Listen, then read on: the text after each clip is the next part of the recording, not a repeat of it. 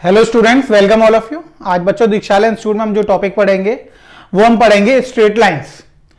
बच्चों last class में हमने different forms of straight lines को पढ़ा था कि स्ट्रेट लाइंस की इक्वेशन जो है वो अलग अलग कितने टाइप्स के फॉर्म में हम उन्हें लिख सकते हैं, तो वो हमने डिस्कस करा था। आज हम बच्चों उस चैप्टर को कंटिन्यूएशन में आगे बढ़ाते हैं और आज जो हम टॉपिक डिस्कस करेंगे बच्चों, यानी आज का क्लास का जो हमारा टॉपिक है बच्चों वो है transformation of general equation in different standard forms. यानी जो लाइन की हमारे पास जनरल इक्वेशन होती है उसे हम अलग अलग स्टैंडर्ड फॉर्म्स में क्या करेंगे बच्चों, ट्रांसफॉर्म करेंगे कि हम एक जनरल इक्वेशन को स्टैंडर्ड फॉर्म्स में कैसे ट्रांसफॉर्म कर सकते हैं, उस चीज को बच्चों आज हम सीखेंगे। तो बच्चों सबसे पहले जनरल इक्वेशन की बात हो रही है तो we know general equation of line is क्या होती है बच्चों, ax plus B Y plus C equal to 0। अगर हम जनरल इक्वेशन बात करेंगे बच्चों तो जनरल इक्वेशन क्या होती है किसी भी लाइन की, तो जनरल इक्वेशन बच्चों जो होती है वो होती है हमारे पास ax plus B Y plus C equal to 0। यही होती है बच्चों। यानी x और y में जो लीनियर इक्वेशन होती है उसको हम क्या बोल देते हैं, general equation of a line हम बोल देते हैं। अब जनरल इक्वेशन को बच्चों हमें अलग अलग स्टैंडर्ड फॉर्म्स में ट्रांसफॉर्म करना है। तो बच्चों तीन स्टैंडर्ड फॉर्म बेसिकली हमारे पास होती हैं जिसमें हम इसे ट्रांसफॉर्म करते हैं।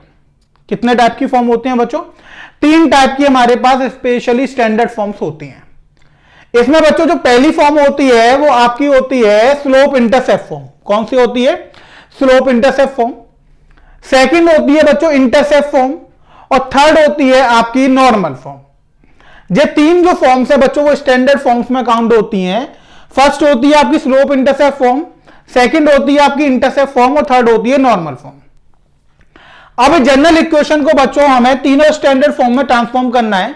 तो वन बाय वन मैं आपको बताऊंगा कि हम जनरल इक्वेशन को कैसे स्टैंडर्ड फॉर्म में ट्रांसफॉर्म करते हैं, क्या रिजल्ट हमारे पास निकल कर आते हैं, उन सब के बारे में बच्चों आज हम डिस्कस करेंगे। तो सबसे पहले बच्चों हम लिखते हैं transformation of ax plus B Y plus C equal to 0 in slope intercept form, that is y equals to mx plus C. अब बच्चों हमें करना क्या है कि जो हमारे पास फॉर्म है, तो पहली फॉर्म कौन सी है बच्चों, हमारे पास जनरल फॉर्म दे रखी है ax plus B Y plus C equal to 0। अब इसको हमें स्लोप इंटरसेप्ट फॉर्म में ट्रांसफॉर्म करना है। अब स्लोप इंटरसेप्ट फॉर्म कौन सी है बच्चों, स्लोप इंटरसेप्ट फॉर्म है आपके पास y equals to mx plus C. क्या है, y equals to mx plus C. अब हमें इस इक्वेशन में इसे ट्रांसफॉर्म करना है। इतनी बात आपको समझना है बच्चों। अब इस इक्वेशन में अगर हमें इसे ट्रांसफॉर्म करना है तो हम कैसे करेंगे वो देखिए। तो बच्चों अगर हम बात करें कि अगर हम यहां पे देखेंगे कि हमारे पास गिवन क्या है बच्चों, गिवन हमारे पास general equation ax plus B Y plus C equal to 0, यही है बच्चों। अब इसे हमें स्लोप इंटरसेप्ट फॉर्म में ट्रांसफॉर्म करना है y equals to mx plus सी।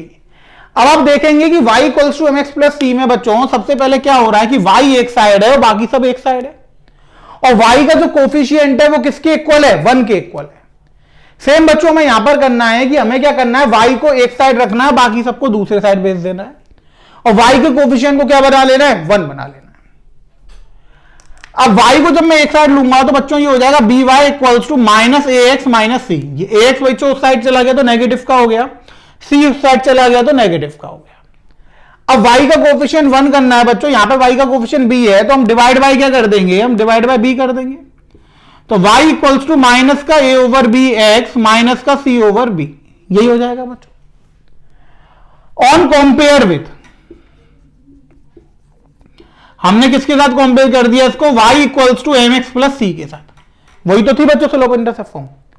तो यहां से जो स्लोप है बच्चों यानी m जो है वो कितना निकल कर आएगा, जो x का कोफिशिएंट होगा यानी माइनस का a ओवर b। यानी बच्चों हम ये लिख सकते हैं माइनस कोफिशिएंट ऑफ x, इस लाइन में बच्चों a क्या था, कोफिशिएंट ऑफ x अपॉन में कोफिशिएंट ऑफ y, b क्या था बच्चों, कोफिशिएंट ऑफ y। तो ये स्लोप हो गया बच्चों minus coefficient of X divide by coefficient of Y. तो ये आपके पास क्या निकल कर आ गया, स्लोप निकल कर आ गया। अब सेकंड बच्चों आपको निकालना है इंटरसेप्ट। क्या निकालना है, इंटरसेप्ट। अब इंटरसेप्ट निकालेंगे तो बच्चों इंटरसेप्ट तो स्मॉल सी है, तो वो कितना निकल कर आएगा, यहां से आप देखेंगे कि जो भी कांस्टेंट वाला पार्ट है यानी minus capital C over B. तो माइनस, अब कैपिटल सी बच्चों क्या है, यहां पर कांस्टेंट वाला पार्ट है, और बी क्या है बच्चों, यहां पर कोफिशिएंट ऑफ वाई। इतनी बात आपको समझ आ गई बच्चों। यानी जब भी हमें जनरल इक्वेशन को स्लोप इंटरसेप्ट फॉर्म में ट्रांसफर करना पड़ेगा तो हम स्लोप फाइंड करेंगे। अब अगर हमें लाइन की इक्वेशन जनरल फॉर्म में दे रखी तो स्लोप कैसे निकलेगा बच्चों, minus coefficient of X upon coefficient of Y. यानी सबसे पहले जब भी हमें जनरल इक्वेशन दी होगी और वो कहेगा कि इस लाइन की इक्वेशन निकालो, तो इक्वेशन तो हमें पता ही है। अब उसने कहा कि किस फॉर्म में निकालनी है, अब उसने कहा कि स्लोप इंटरसेप्ट फॉर्म में निकालनी है। ठीक है, अब स्लोप इंटरसेप्ट फॉर्म में निकालने के लिए एक तो आपको स्लोप चाहिए और दूसरा क्या चाहिए, आपको इंटरसेप्ट चाहिए। तो स्लोप निकालने के लिए आपके पास फॉर्मूला बनकर आ गया कि जब भी आप स्लोप निकालेंगे तो स्लोप के लिए फॉर्मूला क्या हो जाएगा, minus coefficient of X over coefficient of Y. यानी जनरल इक्वेशन में जो कोफिशिएंट ऑफ एक्स होगा न्यूमरेटर में आ जाएगा, जो कोफिशिएंट ऑफ वाई होगा वो डिनोमिनेटर में आ जाएगा, और माइनस साइन आगे आ जाएगा। क्लियर हो गया बच्चों। बस इतना ध्यान रखना है कि जनरल इक्वेशन जो अगर वो उस फॉर्म में नहीं है जनरल फॉर्म में, तो सबसे पहले जनरल फॉर्म में कर लेनी है। यानी कि सारा जितनी भी वैल्यूज है वो सब एक साइड आएंगी और इक्वल्स टू में क्या आएगा बच्चों, इक्वल्स टू में 0 लिखा हुआ आएगा। तो हम सबसे पहले तो जनरल फॉर्म में कन्वर्ट कर लेंगे। अगर वो नहीं है तो जनरल फॉर्म में आते ही हम स्लोप निकाल लेंगे माइनस एक्स का कोफिशिएंट ओवर वाई का कोफिशिएंट। अब वाई इंटरसेप्ट कैसे निकलेगा, तो वाई इंटरसेप्ट के लिए बच्चों फॉर्मूला हो गया माइनस कांस्टेंट पार्ट, जो भी होगा कांस्टेंट पार्ट जनरल इक्वेशन में वो आ जाएगा, और डिवाइड बाय क्या हो जाएगा बच्चों, डिवाइड बाय हो जाएगा कोफिशिएंट ऑफ वाई। तो ये आपके पास इंटरसेप्ट का फॉर्मूला आ जाएगा। अब बच्चों हुआ क्या कि आपके पास दोनों चीजें आ गई, यानी आपको स्लोप निकालने का फॉर्मूला भी पता लग गया और इंटरसेप्ट निकालने का भी। अब जनरल इक्वेशन दी होगी, मान लीजिए कि कोई इक्वेशन दी है, अब उसने कहा कि यही दी है, मान लीजिए एक्स प्लस बी वाई, उसने कहा स्लोप इंटरसेप्ट फॉर्म में चेंज करिए, तो आपको स्लोप चाहिए और इंटरसेप्ट चाहिए। पहला आप स्लोप निकालेंगे बच्चों, स्लोप कैसे निकालेंगे, minus coefficient of X over coefficient of Y. यहां से इंटरसेप्ट कैसे निकालेंगे, माइनस कांस्टेंट पार्ट अपॉन में कोफिशिएंट ऑफ वाई। दोनों चीजें आपको मिल जाएंगी बच्चों। y equals to mx plus C में स्लोप की जगह स्लोप रख देंगे, इंटरसेप्ट की जगह इंटरसेप्ट रख देंगे, तो आपके पास वैल्यू निकल कर आ जाएगी। यानी अगर आप इससे इक्वेशन निकालते तो ये हो जाता बच्चों y माइनस का स्लोप कितना आया था, a over B X minus का c ओवर b। जो ये इक्वेशन दी है आपके पास निकल कर आ जाते हैं। क्लियर हुआ बच्चों, सबको समझ में आ गया। तो ये तो था बच्चों आपका कि अगर हमें ट्रांसफॉर्म करना है ax plus B Y plus C general form को स्लोप इंटरसेप्ट फॉर्म में, तो हम कैसे करेंगे। क्लियर हुआ बच्चों। अब नेक्स्ट हम बच्चों बात करेंगे कि अगर इसे हमें स्लोप इंटरसेप्ट फॉर्म में ट्रांसफर ना कर कर अगर हमें इसे इंटरसेप्ट फॉर्म में करना है तो हम क्या करेंगे। अब बच्चों जैसे स्लोप इंटरसेप्ट फॉर्म में हमें इसे ट्रांसफर करना था, तो हमने क्या करा था कि एक तो स्लोप निकाली थी फॉर्मूले से बच्चों, और एक हमने क्या निकाला था, इंटरसेप्ट निकाला था। दो चीजें निकाली थी बच्चों, एक तो स्लोप निकाली थी और दूसरा क्या निकाला था, इंटरसेप्ट निकाला था। अब बच्चों हमें वो कह रहा है कि सेकंड वाला हम ट्रांसफॉर्म कर रहे हैं। सेकंड में हमने लिखा transformation of ax plus B Y plus C equal to 0 in intercept form. कौन से फॉर्म ले रहे हैं बच्चों, इंटरसेप्ट फॉर्म ले रहे हैं। इंटरसेप्ट फॉर्म कौन सा होता है बच्चों, x over a plus Y over B equals to 1।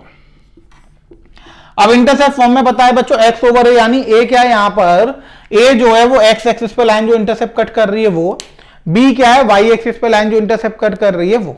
ठीक है बच्चों। तो सबसे पहले बच्चों हमने लिखा गिवन क्या हमारे पास, गिवन तो बच्चों हमारे पास एक ही चीज है जनरल इक्वेशन की ax plus B Y plus C equal to 0। इसके अलावा तो कुछ गिवन है नहीं हमारे पास। हमारे पास सिर्फ एक ही चीज गिवन है बच्चों, वो क्या है, वो है हमारे पास ax plus B Y plus C equal to 0। अब जनरल इक्वेशन बच्चों हमारे पास गिवन है यहां पर। अब हमें इसे चेंज करना है बच्चों इंटरसेप्ट फॉर्म में। अब इंटरसेप्ट फॉर्म में कैसे चेंज करेंगे, अब आप इंटरसेप्ट फॉर्म को ध्यान से देखिए। तो इंटरसेप्ट फॉर्म बच्चों है क्या, x over a plus Y over B equals to 1, यानी RHS में क्या आ रहा है, 1 आ रहा है। अब आपको भी क्या करना है बच्चों, RHS में सबसे पहले 1 बनाना है। उसके बाद x के कोफिशिएंट को 1 बनाना है और उसके बाद y के कोफिशिएंट को 1 बनाना है। तो x के नीचे जो आ जाएगा बच्चों वो x एक्सिस पे इंटरसेप्ट हो जाएगा, y के अपॉन में जो आ जाएगा बच्चों वो y एक्सिस के साथ इंटरसेप्ट हो जाएगा लाइन का, इक्वल्स टू में 1 आना चाहिए। तो बच्चों अब इक्वल्स टू में 1 आना चाहिए तो सबसे पहले हम इस c को उधर ले जाएंगे बच्चों, c को उधर ले गए तो बच्चों जो हो गया ax plus by equals to minus का c। अब अगर 1 चाहिए तो बच्चों हम क्या करेंगे, डिवाइड बाय माइनस का c, तो ये हो गया ax over minus c plus by over minus c equals to 1, क्योंकि माइनस c से डिवाइड कर दिया बच्चों।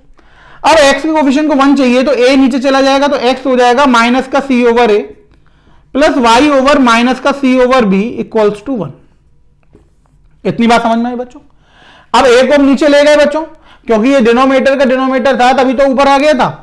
तो बच्चों ये हो गया x ओवर माइनस का c over a, y over minus का c ओवर b। अब अगर बच्चों हम यहां से देखेंगे तो यहां से हमारे पास x एक्सिस इंटरसेप्ट यानी कि स्मॉल a की वैल्यू कितनी आ जाएगी, माइनस का c ओवर a, यही आ गए बच्चों, यानी माइनस का कांस्टेंट पार्ट और divide by coefficient of x।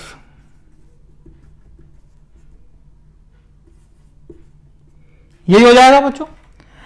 अब आप y एक्सिस इंटरसेप्ट देखोगे बच्चों तो y एक्सिस इंटरसेप्ट b हो जाएगा बच्चों माइनस का c ओवर b, यानी ये क्या हो जाएगा आपके पास, ये हो जाएगा माइनस का constant part over coefficient of y। Clear हुआ बच्चों आप। तो जब भी आपको जनरल इक्वेशन को इंटरसेप्ट फॉर्म में चेंज करना पड़ेगा, तो जब आप इंटरसेप्ट फॉर्म लिखते हैं बच्चों तो आपको वहां पे दो चीजों की रिक्वायरमेंट होती है कि वो लाइन x एक्सिस पे कितना इंटरसेप्ट बना रही है यानी स्मॉल a, सेकंड वो लाइन y एक्सिस पे कितना इंटरसेप्ट बना रही है यानी कि स्मॉल b। अगर ये दोनों चीजें आपको मिल जाए तो आप क्या कर सकते हैं, लाइन की इंटरसेप्ट फॉर्म को लिख सकते हैं। यही तो कर सकते हैं बच्चों। अब लाइन की इंटरसेप्ट लिखने के लिए आपको क्या चाहिए बच्चों, एक तो x एक्सिस का इंटरसेप्ट और एक y एक्सिस का इंटरसेप्ट। अगर इनके फॉर्मूले आपको मिल जाएं और जी आप आपको ये पता लग जाए कि हम जनरल इक्वेशन से ये कैसे निकालते हैं तो आप उसे कैलकुलेट कर लेंगे। x के नीचे आप x एक्सिस वाला इंटरसेप्ट रख देंगे, y के नीचे y एक्सिस वाला इंटरसेप्ट रख देंगे, इक्वल्स टू में 1, तो आपके पास इक्वेशन निकल कर आ जाएगी। उसी के लिए बच्चों हमने क्या करा, हमने देखा कि यहां पे इंटरसेप्ट फॉर्म में RHS में 1 होता है, तो सबसे पहले हमने RHS में 1 बनाया। तो कांस्टेंट पार्ट को बच्चों हम उधर की तरफ ले गए, माइनस c से बच्चों हमने डिवाइड कर दिया तो ये हमारे पास इक्वल्स टू में 1 आ गया। सेकंड हमने देखा कि यहां पे x के साथ a आ रहा है, y के साथ b, लेकिन अगर हम इंटरसेप्ट फॉर्म देख रहे हैं तो वहां पे x का कोफिशिएंट भी 1 है और y का कोफिशिएंट भी 1 है। तो बच्चों a को हमने यहां से हटा दिया तो a डिनोमिनेटर में चला गया तो ये हो गया x ओवर माइनस का c over a, y over minus का c over b equals to 1। अब बच्चों से हमने कंपेयर कराया, on compare with x over a plus y over b equals to 1, यही तो बनाना था बच्चों में। कंपेयर कराया तो यहां से a की वैल्यू बच्चों कितनी आ गई, जो x के नीचे लिख रहा है यानी माइनस का c ओवर a, यानी कि minus of constant part over coefficient of x। y axis intercept यानी स्मॉल b कितना आ गया, माइनस का c ओवर b, यानी जो y के डिनोमिनेटर में लिख रहा है, तो ये हो गया माइनस का constant part over coefficient of y। Clear हुआ बच्चों, समझ में आया आपको ये।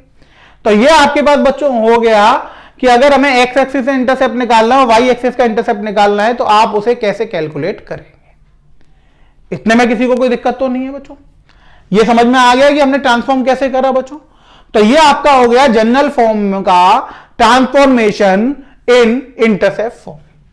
तो फर्स्ट केस आपको समझ में आ गया था बच्चों, जब हमने जनरल इक्वेशन को किस में ट्रांसफॉर्म करा था, हमने उसको ट्रांसफॉर्म करा था स्लोप इंटरसेप्ट फॉर्म में। सेकंड केस बच्चों हमने पढ़ लिया कि ट्रांसफॉर्मेशन किस में हमने कर लिया, इंटरसेप्ट फॉर्म में। अब बच्चों हम थर्ड फॉर्म पढ़ेंगे इसकी। थर्ड फॉर्म में हमें किस में ट्रांसफॉर्म करना है बच्चों, नॉर्मल फॉर्म में। किस में ट्रांसफॉर्म करना है कि नॉर्मल फॉर्म में अगर हम इसको ट्रांसफॉर्म करेंगे तो कैसे ये ट्रांसफॉर्म होगा, बहुत ही इंपॉर्टेंट पार्ट है बच्चों। अब देखिए बच्चों, थर्ड जो है हमारे पास वो है, थर्ड है बच्चों हमारे पास transformation of ax plus B Y plus C equal to 0 in normal form. अब नॉर्मल फॉर्म क्या होती है बच्चों, नॉर्मल फॉर्म होती है x cos alpha plus y sine alpha equals to p। ये तो आप पढ़ ही चुके हैं बच्चों। यहां पर जो होता है अल्फा क्या होता है, अगर हम ओरिजिन से परपेंडिकुलर ड्रॉ करते हैं लाइन पर, तो जो परपेंडिकुलर वाली लाइन है जो पॉजिटिव डायरेक्शन ऑफ एक्सिस के साथ जो एंगल बनाती है एंटी क्लॉकवाइज डायरेक्शन, उसको हम अल्फा बोलते हैं। और उस लाइन की जो परपेंडिकुलर डिस्टेंस होती है ओरिजिन से, उसको हम किससे डिनोट करते हैं बच्चों? उसको हम पी से डिनोट करते हैं। अब आप देखिए कि अगर आपको जनरल इक्वेशन को इसमें ट्रांसफॉर्म करना है तो आपको सबसे पहले कॉस अल्फा और साइन अल्फा की वैल्यू निकालनी पड़ेगी in terms of A B and C, और इसके बाद आपको परपेंडिकुलर डिस्टेंस यानी पी की वैल्यू चाहिएगी in terms of A B and C. जैसे बच्चों हमने फर्स्ट दो जो थे हमारे पास ट्रांसफॉर्मेशन, उसमें हमने स्लोप निकाली थी ए और बी के टर्म में और सी के टर्म में, हमने इसके बाद इंटरसेप्ट निकाला था तो स्लोप इंटरसेप्ट फॉर्म में लगाई थी। अब हम बच्चों इंटरसेप्ट फॉर्म जब पढ़ी थी तो एबीसी से हमने एक्स एक्सिस से इंटरसेप्ट निकाला था, वाई एक्सिस से इंटरसेप्ट कैलकुलेट करा था, उससे हमें इंटरसेप्ट फॉर्म पता लग गई थी। अब इसी तरीके से जब हमें बच्चों नॉर्मल फॉर्म बनानी है तो हमें दो चीजें पता करनी है। पहला, उस लाइन की परपेंडिकुलर डिस्टेंस कितनी है यानी पी की वैल्यू कितनी है। सेकंड, जो परपेंडिकुलर हम ओरिजिन से ड्रॉ कर रहे हैं वो एंगल बनाता है अल्फा, तो हम कॉस अल्फा और साइन अल्फा को इन टर्म्स ऑफ एबीसी कैसे निकाल सकते हैं, यही तो करना है बच्चों। अब देखिए इसके लिए हम क्या करेंगे। हमने बच्चों जनरल इक्वेशन लिखी। जनरल इक्वेशन हमारे पास A X plus B Y plus C equal to 0। इसके बाद बच्चों हमने नॉर्मल फॉर्म लिखी, तो नॉर्मल फॉर्म है X cos alpha plus Y sine alpha equals to P. अब आप देखेंगे कि यहां पे इक्वल्स टू में बच्चों 0 लिख रहा है, यहां पे इक्वल्स टू में पी है। अब मैं अगर नॉर्मल फॉर्म को ऊपर वाली जैसी फॉर्म बनाने की कोशिश करूं तो मैं पी को इधर ले आऊंगा, माइनस पी इक्वल टू 0 हो जाएगा बच्चों। अब अगर मुझे ट्रांसफॉर्म करना है जनरल इक्वेशन को नॉर्मल फॉर्म में, इसका मतलब ये दोनों जो हैं वो एक ही लाइन को डिनोट कर रही हैं बच्चों, यानी एक ही लाइन की दो अलग अलग तरीके की हमने फॉर्म लिख दी है। पहली वाली बच्चों हमने जनरल फॉर्म लिख दी है और सेकंड वाली जो है वो हमने नॉर्मल फॉर्म लिख दी है। लेकिन हम ये कह सकते हैं कि ये जो दोनों इक्वेशन है वो एक ही लाइन को डिनोट कर रही हैं, यानी एक ही लाइन की ये दोनों अलग अलग फॉर्म्स हैं, यही तो लिख सकते हैं बच्चों। अब बात आएगी बच्चों, जब ये एक ही लाइन की फॉर्म्स हैं तो ये इक्वेशन 1 हो गई बच्चों, ये इक्वेशन 2 हो गई। तो हम यहां पे लिखेंगे equation 1 and equation 2 represent the same line.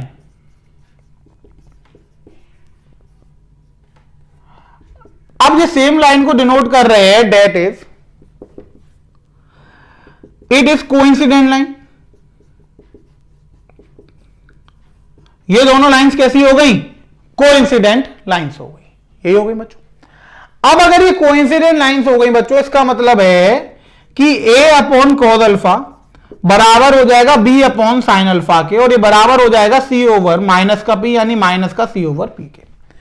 क्योंकि बच्चों कोइंसिडेंट लाइन में हमने पढ़ा है कि अगर मान लीजिए हमें दो लाइनें दी हैं a1x plus b1y plus c1 equal to 0 और a2x plus b2y plus c2 equal to 0। अब ये दोनों लाइनें बच्चों अगर कोइंसिडेंट है, कैसी है? कोइंसिडेंट है। तो आपने 10th क्लास में पढ़ा होगा बच्चों कि कोइंसिडेंट होती हैं तो इसका मतलब a1 अपॉन a2 वही होता है जो b1 अपॉन b2 होता है, और ये वही होता है जो c1 ओवर c2 होता है। ये पढ़ा था बच्चों आपने, यानी x के कोफिशिएंट का रेशियो इक्वल्स टू y के कोफिशिएंट का रेशियो इक्वल्स टू कांस्टेंट का रेशियो। तो सेम बच्चों अप्रोच हमने यहां पे लगा दी। x का कोफिशिएंट ऊपर a था, नीचे cos अल्फा था, इक्वल्स टू y का कोफिशिएंट b था, यहां पे sin अल्फा था, यहां पे कांस्टेंट पार्ट c था, यहां पे माइनस का p था। विद साइन लेते हैं बच्चों तो ये हमारे पास निकल कर आ। अब बच्चों हमने पहली और आखिरी इक्वेशन ली, तो a over cos alpha equals to minus का c ओवर p हो गया बच्चों। अगर हम देखेंगे बच्चों तो p into a equals to minus c into cos alpha हो गया। तो यहां से बच्चों अगर हम कॉस अल्फा की वैल्यू निकालेंगे तो कॉस अल्फा की वैल्यू आ जाएगी माइनस का AP ओवर c, माइनस इधर आ गया बच्चों AP ओवर c। इसी तरीके से बच्चों दोनों इक्वेशन लेंगे तो b upon sine alpha equals to minus का c ओवर p, यही हो जाएगा बच्चों। तो ये हो जाएगा bp equals to minus c sine alpha. तो बच्चों अगर हम यहां से साइन अल्फा की वैल्यू निकालेंगे तो ये हो जाएगा माइनस का bp ओवर c। ये इक्वेशन 1 आ गई बच्चों, सॉरी थर्ड इक्वेशन ले लीजिए और ये इक्वेशन फोर्थ ले लीजिए। अब आपके पास साइन अल्फा की वैल्यू आ गई बच्चों और आपके पास कॉस अल्फा की वैल्यू निकल कर आ गई। एक इक्वेशन को आपने इक्वेशन थर्ड मान लिया बच्चों और एक इक्वेशन को आपने इक्वेशन फोर्थ मान लिया। इतनी बात आपको समझ में आई बच्चों? अब आपको पता है कि sine square alpha plus cos square alpha की वैल्यू कितनी होती है बच्चों? 1। तो हम यहां पे लिख सकते हैं sine square alpha plus cos square alpha कितना होता है? 1। साइन स्क्वायर अल्फा की वैल्यू बच्चों अगर हम स्क्वायर यहां से करेंगे तो नेगेटिव का स्क्वायर तो पॉजिटिव हो जाएगा, ये हो जाएगा बी स्क्वायर ओवर सी स्क्वायर इंटू में P square plus cos square alpha करेंगे तो बच्चों नेगेटिव का स्क्वायर तो पॉजिटिव हो जाएगा, ए स्क्वायर ओवर सी स्क्वायर इंटू में पी स्क्वायर इक्वल्स टू 1। और यहां पर आ जाएगा बच्चों using equation third and fourth का यूज करके बच्चों हम ये ले आए। अब आप देखिए कि यहां से अगर आप देखेंगे तो बच्चों हम पी की वैल्यू निकाल सकते हैं। कैसे? देखिए सी स्क्वायर तो एलसीएम लेके इधर चला गया, पी स्क्वायर मैंने कॉमन ले लिया तो पी स्क्वायर तो आ गया A square plus B square equals to में सी स्क्वायर। तो पी स्क्वायर की वैल्यू हो गई बच्चों C square upon A square plus B square. तो यहां से पी की वैल्यू आ गई mod C upon under root में A square plus B square. अब बच्चों A square plus B square का मॉड है तो मॉड तो हमेशा पॉजिटिव वैल्यू, रूट है तो रूट तो बच्चों हमेशा पॉजिटिव वैल्यू देगा। ऊपर हमने सी के ऊपर इसलिए मॉड लगाया कि बच्चों हमें यह नहीं पता है कि सी पॉजिटिव है या नेगेटिव है। अब जब हमें जनरल इक्वेशन दी जाएगी ax plus B Y plus C equal to 0 तो उसमें बच्चों सी पॉजिटिव भी हो सकता है और सी नेगेटिव भी हो सकता है। लेकिन जब हमने यहां से स्क्वायर हटाया बच्चों तो हमारे पास जो वैल्यू निकल कर आ रही है वो यहां पर किसकी वैल्यू निकल कर आ रही है? पी की वैल्यू निकल कर आ रही है। अब पी क्या है बच्चों? पी है परपेंडिकुलर डिस्टेंस। पी क्या है? पी है आपके पास परपेंडिकुलर डिस्टेंस। अब P अगर बच्चों परपेंडिकुलर डिस्टेंस है तो हम सबको यह बात पता है कि जो परपेंडिकुलर डिस्टेंस निकल कर आती है बच्चों वो हमेशा कैसी निकल कर आती है? वो हमेशा पॉजिटिव निकल कर आएगी। क्यों? क्योंकि डिस्टेंस है। अब डिस्टेंस तो कभी नेगेटिव हो ही नहीं सकती ना बच्चों, डिस्टेंस हमेशा कैसी निकल कर आती है? पॉजिटिव। इसलिए हमने सी के ऊपर मॉड लगा दिया। सी चाहे पॉजिटिव वैल्यू हो चाहे नेगेटिव वैल्यू हो, हमें सी की वैल्यू कैसी लेनी है? पॉजिटिव लेनी है और नीचे से तो पॉजिटिव वैल्यू आएगी, यानी पूरी डिस्टेंस निकल कर कैसी आ जाएगी? पॉजिटिव। अब बच्चों हमारे पास P की वैल्यू आ गई। अब अगर हम देखेंगे तो नॉर्मल फॉर्म में मैंने आपको बताया था मैं दो चीजें चाहिए थी, पहली अल्फा और दूसरी P तो हमें मिल गया। अब हमें साइन अल्फा और कॉस अल्फा की वैल्यू चाहिए। अगर हमें ये दोनों पता लग जाए तो हम क्या कर सकते हैं? नॉर्मल फॉर्म निकाल सकते हैं। अब देखिए कि कॉस अल्फा की वैल्यू इक्वेशन थर्ड में अगर हम P की वैल्यू पुट कर देंगे तो वहां से पता लग जाएगी। साइन अल्फा की वैल्यू अगर हम इक्वेशन फोर्थ में P की वैल्यू पुट कर देंगे तो हमें वहां से पता लग जाएगी। अब देखिए put value in equation third and fourth. अब थर्ड और फोर्थ में बच्चों हमने P की वैल्यू पुट करी तो यहां से हमारे पास कॉस अल्फा की वैल्यू आई। तो आप देखेंगे कि कॉस अल्फा में जब P आप पुट करेंगे तो C से C कट जाएगा बच्चों। ये हो जाएगा माइनस का A ओवर अंडर रूट में A square plus B square. इसी तरीके से बच्चों साइन अल्फा तो डिवाइड में सी है, उधर ऊपर सी है, P की वैल्यू पुट करेंगे तो सी से सी कट जाएगा। ये हो जाएगा minus B over under root में A square plus B square. अब आपके पास साइन अल्फा भी आ गया और कॉस अल्फा भी आ गया। अब आप लिखिए नॉर्मल फॉर्म। तो नॉर्मल फॉर्म थी बच्चों आपके पास x cos alpha plus y sine alpha equals to P। अब अगर इसमें वैल्यू पुट कर देंगे बच्चों तो ये हो जाएगा minus A X upon under root में A square plus B square plus y में पुट करा बच्चों तो माइनस आ जाएगा। आप प्लस लिखा रहने दीजिए, अभी यहां पर लिख लीजिए minus B Y over under root में A square plus B square, क्योंकि साइन अल्फा की वैल्यू थी माइनस का बी ओवर अंडर रूट में A square equals to mod में C ओवर अंडर रूट में A square plus B square. तो ये आपके पास बच्चों आंसर निकल कर आ गया। यानी कहने का मतलब ये था कि अगर हम इसे जनरल इक्वेशन से कंपेयर कर देखें तो जनरल इक्वेशन क्या आती है बच्चों? हमारे पास ax plus B Y plus C equal to 0। तो हमने क्या करा? C को एक साइड लिया और C को ऐसी साइड लेंगे जहां पर C पॉजिटिव होगा, बाकी सबको दूसरी साइड भेज दिया। तो देखिए ये नेगेटिव का ax हो गया, नेगेटिव का बी वाई, नेगेटिव का ax, नेगेटिव का बी वाई। और हमने तीनों में किससे डिवाइड कर दिया? अंडर रूट के A square plus B square से, यानी अंडर रूट में coefficient of X square plus coefficient of Y square से।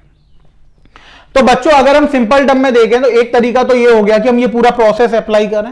प्रोसेस अप्लाई में दोनों को हम कोइंसिडेंट मान लेंगे। जो हमें लाइन दी होगी बच्चों उस लाइन पे अगर हमें दिया होगा तो यहां से कॉस अल्फा साइन अल्फा निकालेंगे, फिर हम P की वैल्यू निकाल लेंगे स्क्वायर करके ऐड कर P की वैल्यू को वापस इन इक्वेशन में पुट कर देंगे तो हमें साइन अल्फा और कॉस अल्फा की वैल्यू मिल जाएगी। तो एक प्रोसेस तो बच्चों ये हो गया।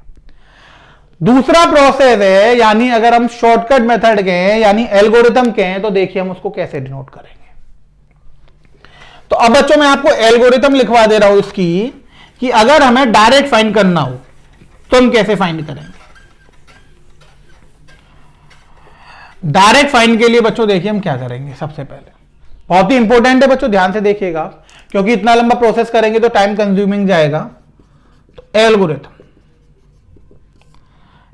अब पहला स्टेप वन में बच्चों हमें करना क्या है कि सी को पॉजिटिव बनाना है और बाकी सबको एक साइड भेज देना है। ठीक है, तो मेक कांस्टेंट पार्ट पॉजिटिव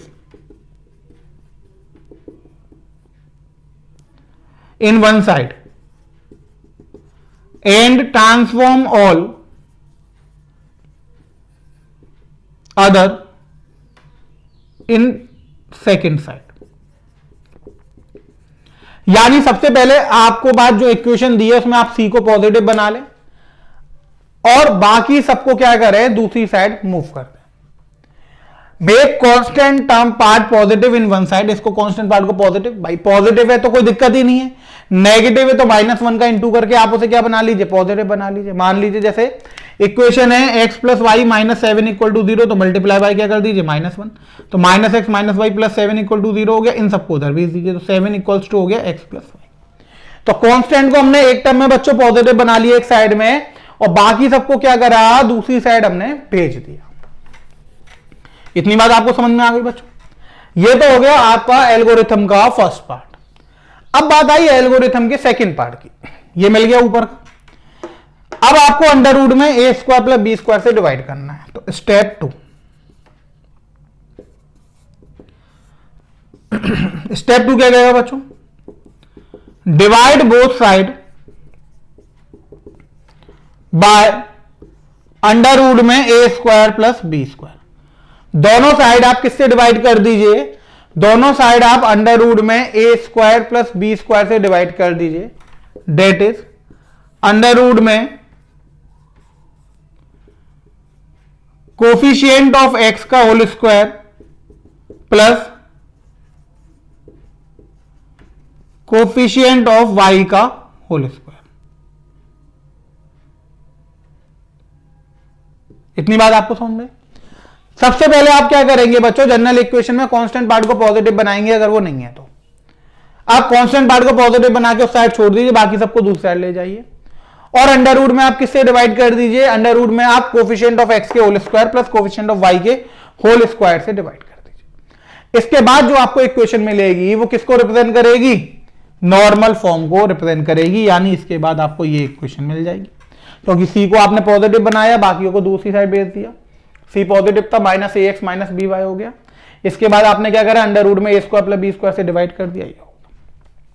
अब x के साथ जो वैल्यू आपको मिलेगी बच्चों वो कॉस अल्फा को डिनोट कर रही होगी, y का जो कोफिशिएंट होगा नॉर्मल फॉर्म में वो साइन अल्फा को डिनोट कर रहा होगा, और इक्वल्स टू में बच्चों जो वैल्यू निकल कर आएगी वो किसको डिनोट कर रही होगी, वो p को डिनोट कर रही होगी। इतनी बात आपको समझे। यानी जो x का ये पूरा कोफिशिएंट आपके पास निकल कर आएगा ये कॉस अल्फा को डिनोट कर रहा है, y का जो कोफिशिएंट निकल कर आएगा ये साइन अल्फा को डिनोट कर रहा होगा, और इक्वल्स टू में जो वैल्यू आएगी वो परपेंडिकुलर डिस्टेंस को डिनोट कर रही होगी।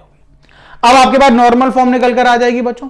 तो नॉर्मल फॉर्म में आप क्या कर सकते हैं, परपेंडिकुलर डिस्टेंस निकाल सकते हैं, या फिर वो आपसे कहेगी सिर्फ परपेंडिकुलर डिस्टेंस निकालनी है तो आप p का फॉर्मूला लगा देंगे। तो परपेंडिकुलर डिस्टेंस का फॉर्मूला क्या हो जाएगा बच्चों, मॉड में c अपॉन अंडर रूट में a square plus B square. Clear हो गए बच्चों, तीनों फॉर्म आपको समझ में आ गई। यानी जनरल फॉर्म को हम 3 फॉर्म में ट्रांसफॉर्म करते हैं, वो पूरा प्रोसेस आपको क्लियर हो गया। पहले फॉर्म में जिसमें हमने ट्रांसफॉर्म करा था बच्चों उसको हमने बोला था slope intercept form. Second form में जो हमने ट्रांसफॉर्म करा था उसको हमने बोला था बच्चों इंटरसेप्ट फॉर्म। थर्ड फॉर्म में हम जो ट्रांसफॉर्म करा था बच्चों उसको हमने बोला था नॉर्मल फॉर्म। तीनों चीजें आपको क्लियर हो गई बच्चों। एक बार मैं आपको पूरा बता दे रहा हूं बच्चों कि जनरल फॉर्म को हम कैसे ट्रांसफॉर्म करेंगे, तो एक बार हम इसको रिवाइज कर ले रहे हैं क्योंकि बहुत इंपॉर्टेंट टॉपिक है, क्वेश्चन बहुत अराइज होते हैं बच्चों यहां से। तो एक बार हम फॉर्मूले देख लेते हैं कि कैसे हमारे फॉर्मूले बने थे, फिर हम क्वेश्चन देखेंगे कि कैसे क्वेश्चन इस पर अराइज होते हैं।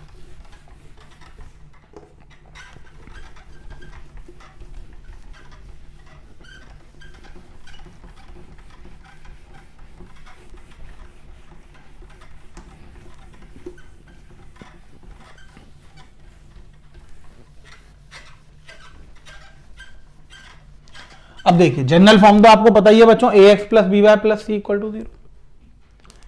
अब अगर सबसे पहले बच्चों हम ट्रांसफॉर्म कर रहे हैं इन स्लोप इंटरसेप्ट फॉर्म, किसमें कर रहे हैं, स्लोप इंटरसेप्ट फॉर्म। अब स्लोप इंटरसेप्ट फॉर्म में कर रहे हैं तो बच्चों हमारे को करना है y equals to M X plus C में। तो जहां से जो m का फॉर्मूला होता है बच्चों वो कितना निकल कर आया था आपका, m का फॉर्मूला निकल कर आया था माइनस का a ओवर b, यानी minus coefficient of x over coefficient of y, यही निकल कर आया था बच्चों। इंटरसेप्ट c का निकल कर आया था आपका माइनस का c ओवर b, यानी माइनस का constant part over coefficient of y। General equation बच्चों हमने वही ली है, A X plus B Y plus C equal to 0, यानी A X plus B Y plus C equal to 0। ठीक है बच्चों। सेकंड बच्चों हमने ट्रांसफॉर्म करा इंटरसेप्ट फॉर्म में, किसमें करा, इंटरसेप्ट फॉर्म। अब इंटरसेप्ट फॉर्म बच्चों कौन सी थी हमारे पास, x over A plus Y over B equals to 1, यही थे बच्चों। यहां से बच्चों हमने x इंटरसेप्ट का फॉर्मूला देखा, x इंटरसेप्ट का फॉर्मूला यानी a का आया माइनस का c ओवर ए, यानी माइनस का constant part over coefficient of x, b के लिए माइनस का c ओवर b बच्चों, यानी माइनस का constant part over coefficient of y। ठीक है बच्चों। थर्ड बच्चों हमने इसको ट्रांसफॉर्म करा नॉर्मल फॉर्म में। नॉर्मल फॉर्म क्या थी बच्चों, x cos alpha plus y sine alpha equals to p। तो यहां से बच्चों हमने p को निकालने का फॉर्मूला पढ़ लिया, मॉड में c ओवर अंडर रूट में a square plus b square. अब इसके बाद बच्चों हमें क्या करना था, स्टेप 1 स्टेप बच्चों इसमें सबसे पहले हमें क्या करना था, मेक कांस्टेंट पार्ट पॉजिटिव। सबसे पहले हमें कांस्टेंट पार्ट को पॉजिटिव बनाना था। Second, transform term other than constant part, other than constant part on other side, दूसरे साइड में भेज देना था बच्चों। स्टेप थर्ड हमें क्या करना था, divide both side by under root में A square plus B square. तो यहां से बच्चों आपके पास क्या मिल जाता, ये तीनों आपके पास अलग अलग टाइप की ट्रांसफॉर्म फॉर्म मिल जाती हैं जनरल इक्वेशन में। क्लियर हो गया बच्चों। तो एक समराइज्ड वे हो गया जो हमने आज पढ़ा, बहुत ही इंपॉर्टेंट टॉपिक है बच्चों ट्रांसफॉर्मेशन। तो आपको समझ में आ गया होगा कि हम ट्रांसफॉर्म करेंगे, क्यों कैसे करेंगे, वो मैंने आपको पूरा प्रोसेस समझा दिया। अब इसके बाद आपको फॉर्मूलेज लर्न करने हैं, क्योंकि जब क्वेश्चन एग्जाम में आएगा बच्चों तो आप पूरा प्रोसेस नहीं करेंगे, आप क्या करेंगे, डायरेक्ट ट्रांसफॉर्म करेंगे। ट्रांसफॉर्म करने के लिए स्लोप इंटरसेप्ट में आपको स्लोप का ये फॉर्मूला याद करना है, यहां से आपको स्लोप निकालनी है, यहां से आपको इंटरसेप्ट निकालना है। स्लोप इंटरसेप्ट में आप डायरेक्ट पुट कर देंगे, आंसर आ जाएगा। इंटरसेप्ट फॉर्म में आपको क्या करना है, डायरेक्ट इंटरसेप्ट निकालने हैं, ए और बी, वैल्यू आप पुट करेंगे तो आपको इंटरसेप्ट मिल जाएगा। थर्ड, नॉर्मल फॉर्म में आपको क्या करना है कि डिस्टेंस निकालनी है बच्चों आपके पास। इसके बाद सी को पॉजिटिव करना है, बाकी सबको अदर साइड भेज दें, अंडर रूट में A square plus B square से डिवाइड करना है, तो आपके पास नॉर्मल फॉर्म निकल कर आ जाएगी। क्लियर होगा बच्चों। अब देखिए हम एक क्वेश्चन से बच्चों इसको समझने की कोशिश करते हैं कि क्वेश्चन से अगर हम इसे सॉल्व करेंगे तो किस टाइप का क्वेश्चन यहां पर अराइज होगा बच्चों, और उसे हम कैसे सॉल्व कर सकते हैं।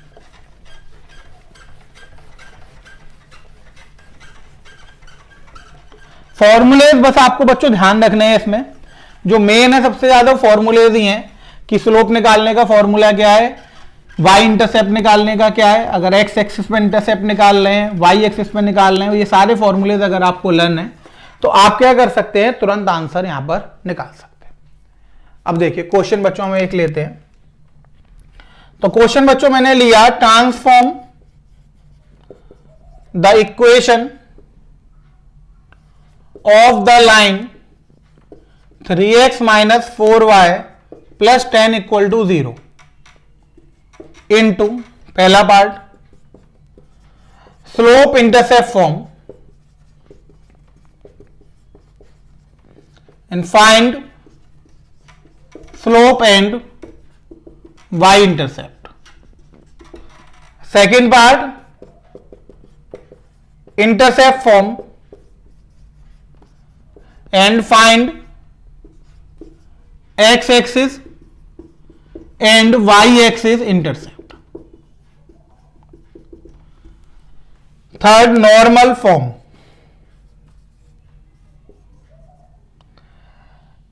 and find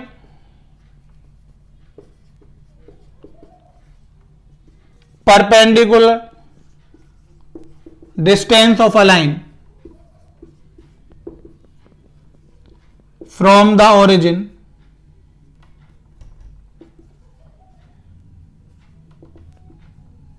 and inclination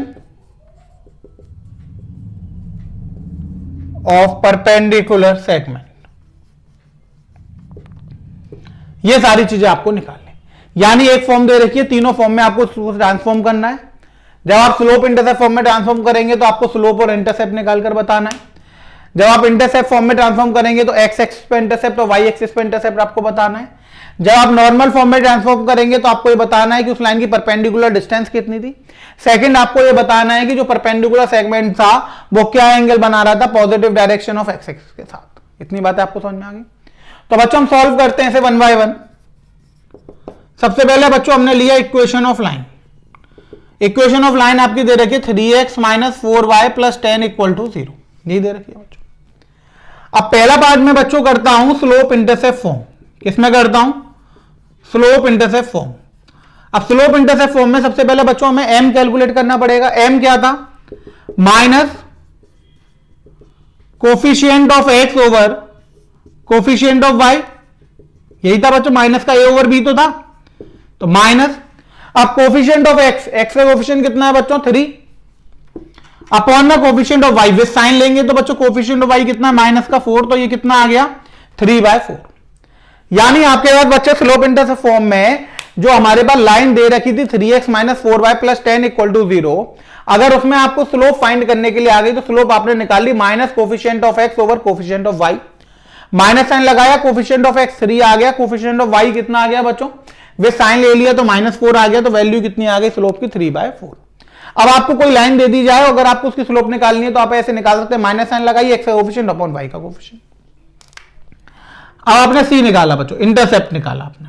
second आपको इंटरसेप्ट निकालना था, तो इंटरसेप्ट क्या था बच्चों? माइनस का constant part over coefficient of y। तो कांस्टेंट पार्ट कितना है बच्चों? यहां पर 10 और कोफिशिएंट ऑफ y है माइनस का 4, तो 2 से बच्चों 5 बार और 2 बार, तो ये हो जाएगा 5/2। माइनस से माइनस कैंसिल हो गया बच्चों। अब इक्वेशन लिखिए बच्चों। इक्वेशन क्या तो होती है? y equals to mx plus c, तो y equals to 3/4x plus 5/2। ये आपके पास बच्चों हमें मिल गई slope intercept form of a line. तो स्लोप हो गई आपके पास 3/4 और इंटरसेप्ट हो गया आपके पास 5/2। क्लियर हो रही बच्चों? समझ में आ गई आपको slope intercept form of a line? अब बच्चों हम सेकंड वाला पार्ट करते हैं, इंटरसेप्ट फॉर्म। सेकंड वाला पार्ट करते हैं इंटरसेप्ट फॉर्म। अब देखिए इंटरसेप्ट फॉर्म हम कैसे निकालेंगे बच्चों। तो सबसे पहले बच्चों में एक्स एक्सिस में इंटरसेप्ट निकालना, यानी a।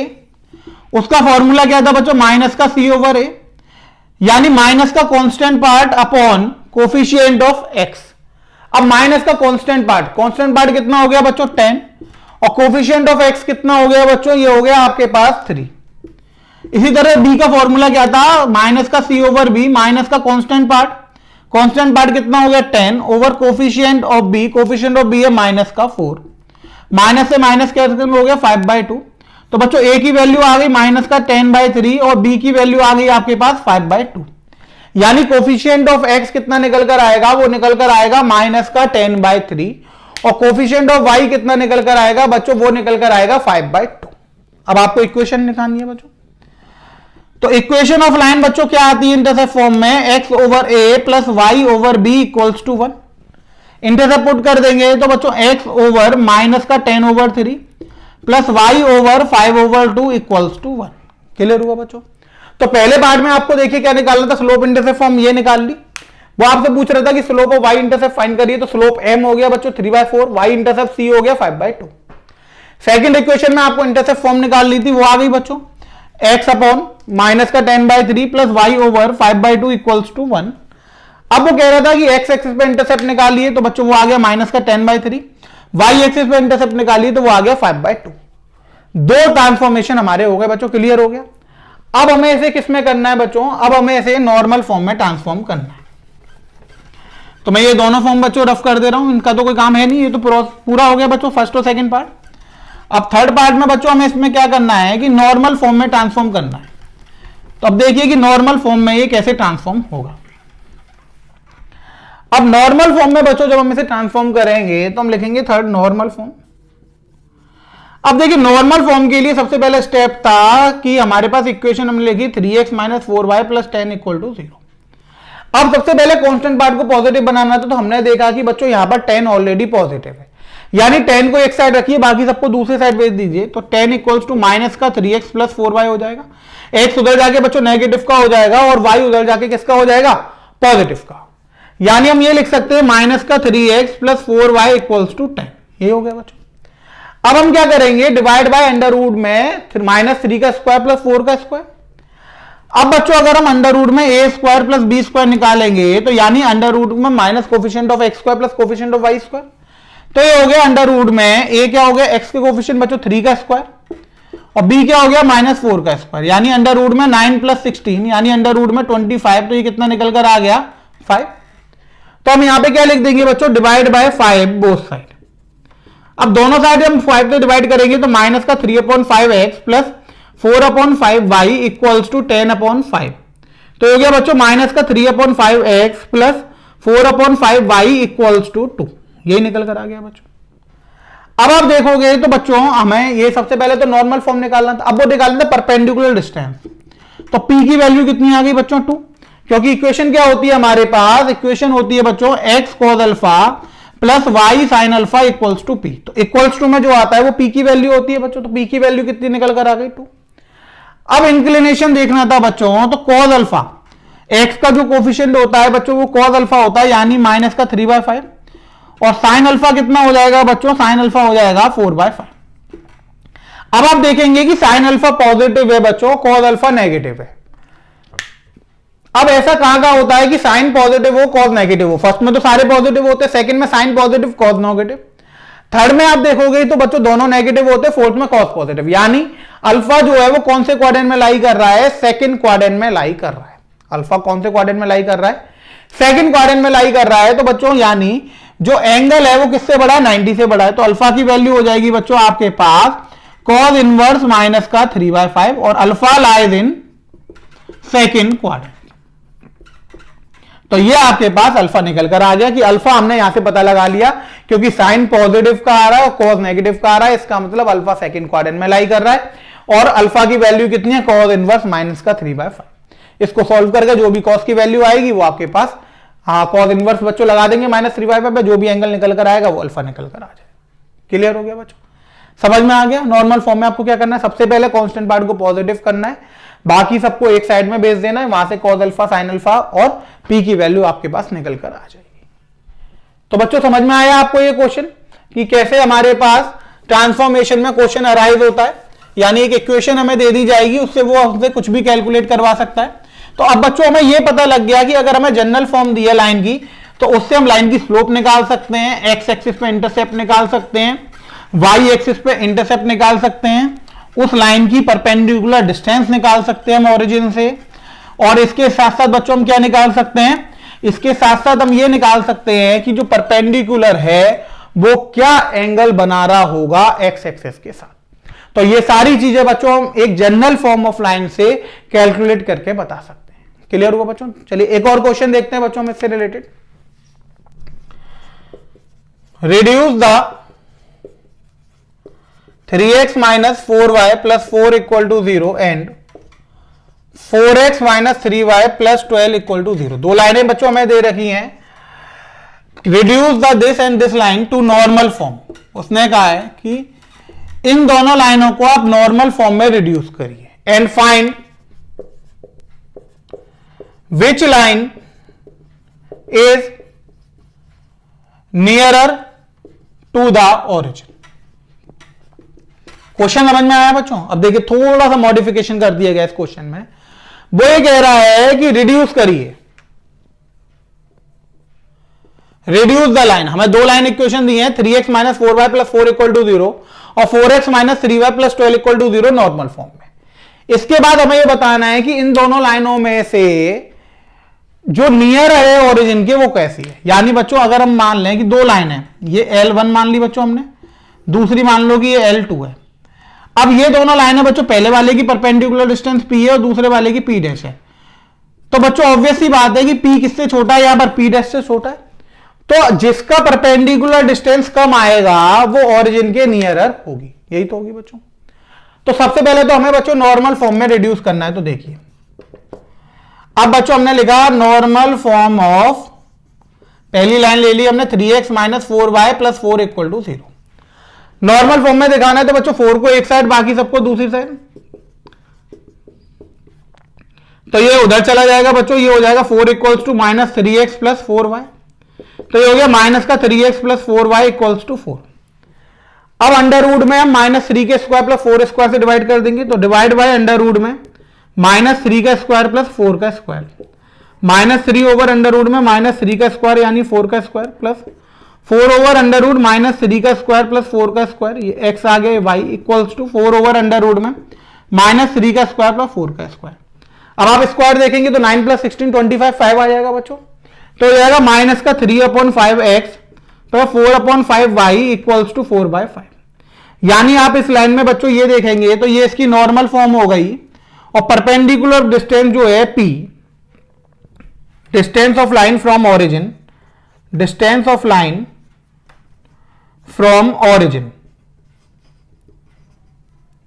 इसको बच्चों हमने P1 मान लिया तो ये कितना आ जाएगा 4/5 आ जाएगा।